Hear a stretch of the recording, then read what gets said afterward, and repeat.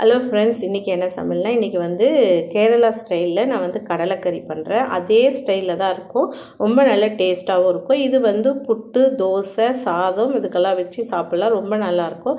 நான் நைட்டே வந்து ஒரு 1.5 கப் வந்து சன்னா வந்து ஊற வச்சுருக்கேன். ஊற வச்சு காலையில் வந்து எடுத்துட்டு அதை நல்லா கழுவிட்டு ஒரு 6 விசில் விட்டு வேக வச்சுருக்கேன். உப்பு போட்டு வேக வச்சுருக்கேன். பாருங்கள், நல்லா வந்து அதை அமுக்கினா அவ்வளோ சாஃப்டாக வெந்திருக்கணும். இதில் வந்து நான் என்ன பண்ணுறேன்னா ஒரு கப் ஃபுல்லாக வந்து நான் வந்து இந்த சன்னா வந்து எடுத்து வைக்கிறேன். இது ஏன்னா நம்ம வந்து அரைச்சி இதை கொஞ்சம் பேஸ்ட் பண்ணி நம்ம வந்து அந்த குழம்புல வந்து சேர்க்க போகிறோம், நல்ல ஒரு திக்காக கிடைக்கிறதுக்கோசரம் தான் இதை வந்து நான் எடுத்து வச்சுருக்கேன். அதுக்கப்புறமா இஞ்சி பூண்டு பேஸ்ட்டு நல்லா, இப்போ பூண்டு வந்து நிறையாவும் இஞ்சி வந்து கொஞ்சம் கம்மியாகவும் வச்சு நான் வந்து ஒன்றும் பாதியமாக இடிச்சிக்க போகிறேன். நல்லா இடித்து இதை வந்து இந்த இடித்து போடும்போது அந்த குழம்புக்கு வந்து ஒரு நல்ல வந்து ஒரு வாசனையும் நல்ல ஒரு டேஸ்ட்டும் கிடைக்கும். இதை மாதிரி இடித்து வச்சுக்கோங்க. நான் வந்து ஒரு பாத்திரத்தில் தேங்காய் எண்ணெயில் வந்து தாளிக்க போகிறேன். ஒரு 3லேருந்து 4 டேபிள் ஸ்பூன் வந்து எண்ணெய் விட்டுருக்கேன். தேங்காய் எண்ணெய் விட்டுருக்கேன். அதில் வந்து ஒரு 2 பெரிய வெங்காயம் வந்து நல்ல நீல சைஸில் வந்து கட் பண்ணி வச்சுருக்கேன் பாருங்கள்.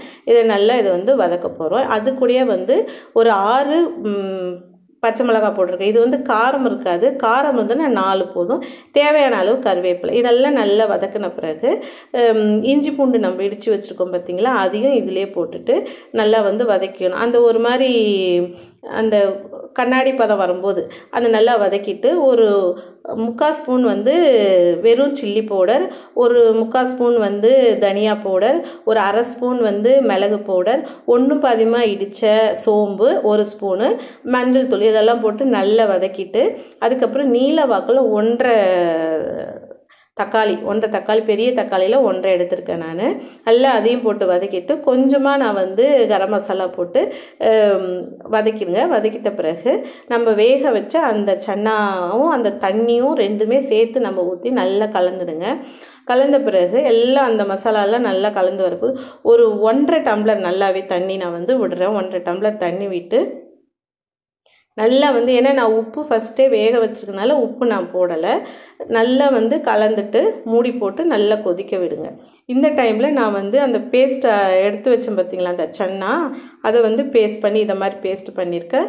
பேஸ்ட் பண்ணி அதில் வந்து கலந்துடுறேன். கலந்துட்டு நல்லா இது வந்து அந்த குழம்புக்கு வந்து ஒரு நல்ல திக்கு கிடைக்கும்.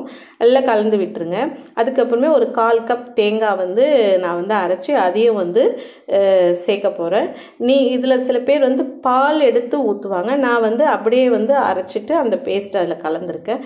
நல்லா கலந்துட்டு கொதிக்க விடுங்க. கொதிக்க விட்டுட்டு இதில் வந்து தேவையான அளவு கொத்தமல்லி வந்து போடுங்க. நான் வந்து கொத்தமல்லி போட எடுக்கலை, அதனால் வந்து கொத்தமல்லி போட்டுக்கோங்க.